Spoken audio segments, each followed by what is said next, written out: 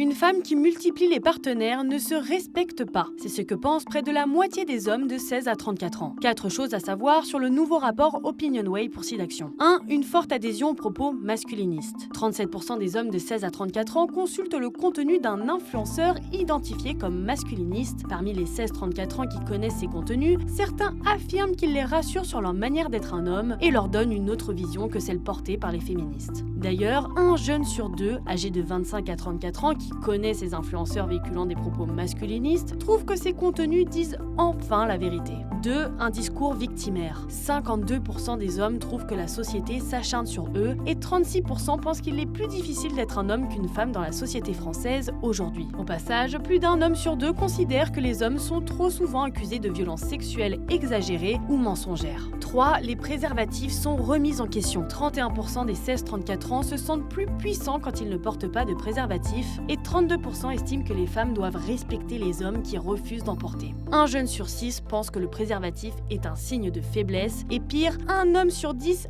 affirme comprendre le fait qu'un homme retire son préservatif sans prévenir s'il estime qu'on le lui a imposé. Et ce chiffre monte à 34% chez ceux qui adhèrent aux théories masculinistes. 4. Une représentation des femmes imprégnée de jugements négatifs. 43% des 16-34 ans pensent qu'une femme qui multiplie les partenaires ne se respecte pas. Un jeune sur 4 pense qu'une femme positive au VIH ou à une autre IST est une femme qui a eu trop de partenaires sexuels et près d'un quart de ces jeunes pensent qu'une femme qui exprime ouvertement son désir sexuel ne cherche pas vraiment à être respectée par les hommes. Pour info, ce sondage OpinionWay pour SIDAction a été réalisé par un questionnaire en ligne du 24 février au 3 mars 2025 auprès de 1561 personnes représentatives de la population française âgée de 15 à 24 ans.